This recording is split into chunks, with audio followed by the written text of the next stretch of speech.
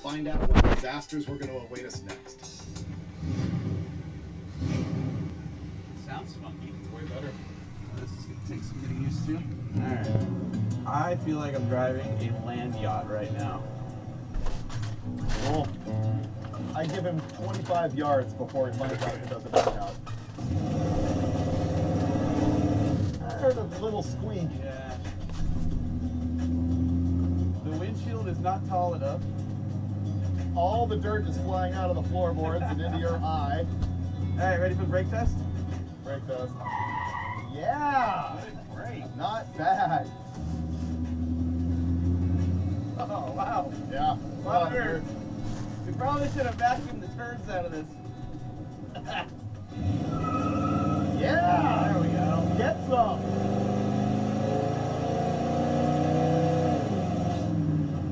Not terrifyingly fast.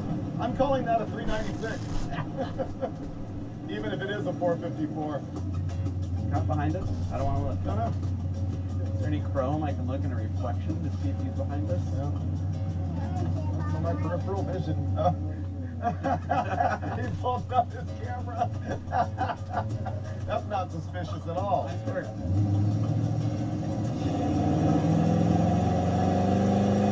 Wow, that's gutless. Yeah. Turns out there was a cop sitting back there at the light, but we managed not to get pulled over and headed back to Gambino's one last time before hitting the road. Gambino asked us to sign the door, which is really cool because these is like his top heroes that come here to visit. Number one, Gene Winfield and Frank DeRosa Sr. And Mine's missing something here. there you go. They'll know you were here. Yeah. While we were at Gambino's, I was posting some photos on Instagram, and there was a kid who recognized where we were, and he was right in the area at 16 years old with his first car, a 51 Pontiac. So before we hit the road in the Merc, we decided to cruise by his place and check it out. Cool. How long have you had it? A month and a half. Did you pinstripe it and everything? My uncle pinstriped it. Is this your very first car? Yeah, very Yeah. first car. What do you have under the hood? 350. We're gonna get smoked. Yeah. And is it a stock front suspension? Yep. Yep. That's got to be fun. And this is your mom's truck? Yeah. My car in high school wasn't nearly as cool as this one. I'm glad you're keeping the flame burning. Oh, don't forget your dog. Oh, dog. What? Pissing on a smart car right now. Our dog? Well, your dog. Oh, dumb dog. Your neighbors are gonna hate us. Oh, she peed on her leash. Come here. I got the dog.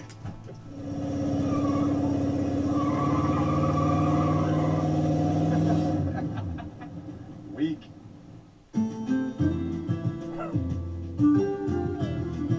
It's Sunday on Roadkill. Last night it was pretty funny. We actually stayed in a high-end hotel, and believe it or not, they did not allow dogs. So we went ahead and brought the dog inside. That went pretty well. Had to smuggle her back out this morning. Went to a gas station and made a major environmental hazard. Wow, that's hideous. That is going to be a trail of fire following us the whole way. Pretty good. We're only smoking a lot. Let's test out the sway bars. Everybody lean. Wow.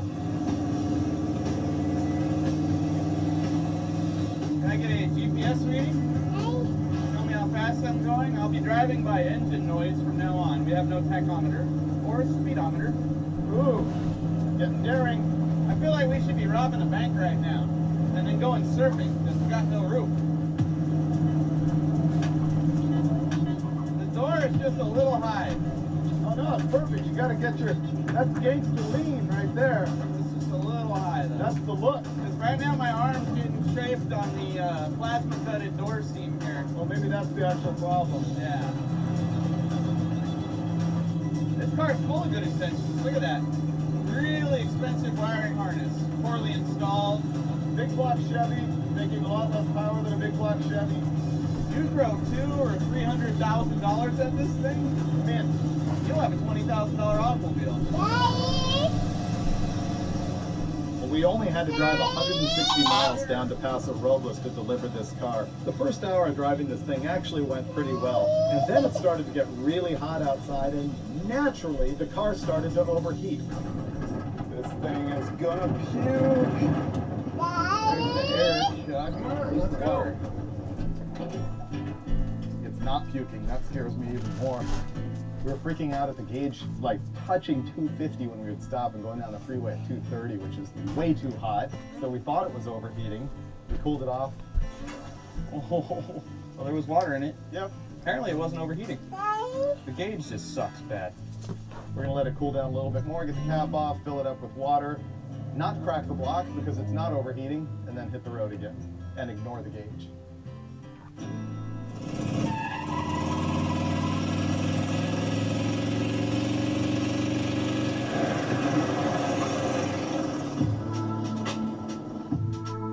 After a bunch of times pulling over, thinking it was overheating, and then maybe it's not, and then trusting the gauge, and then not, we got to like 6 miles of Jim's vineyard, and it was obvious this thing was in nuclear meltdown mode.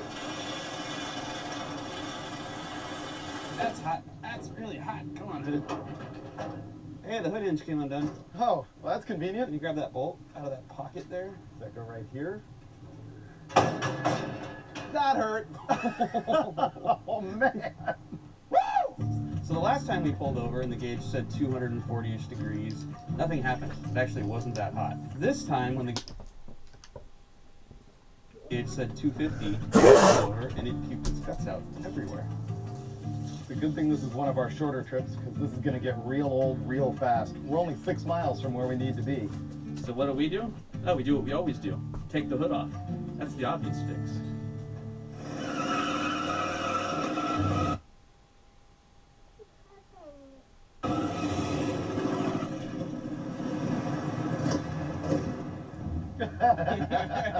It doesn't sound happy now that I've done that. It does not. Whoa!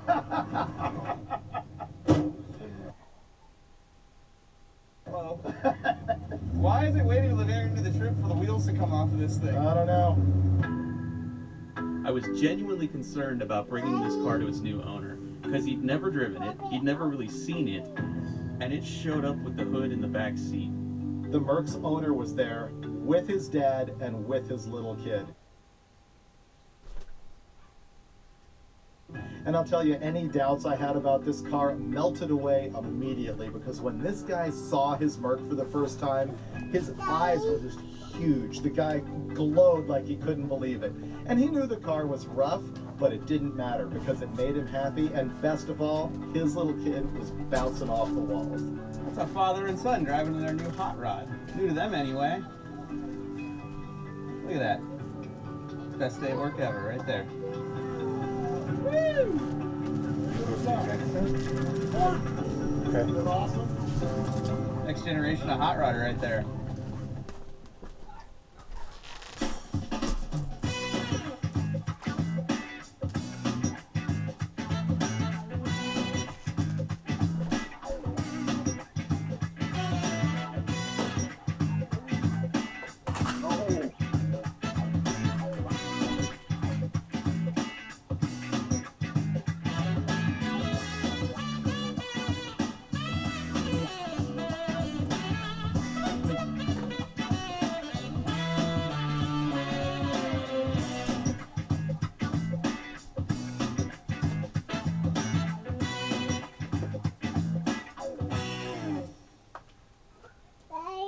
Ja.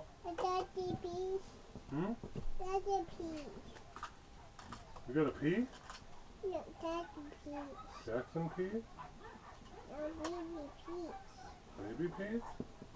pee? Baby feet? You want a shoe?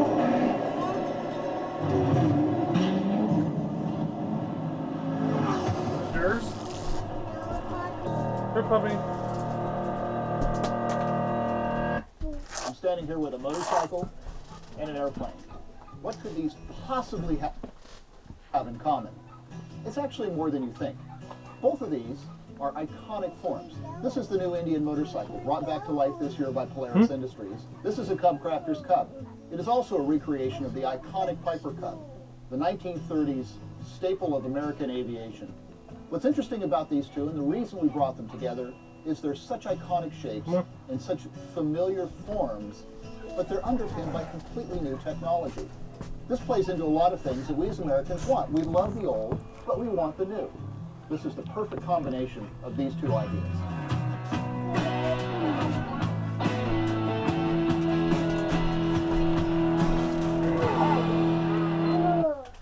Gotta put it up. Yeah, puppy up.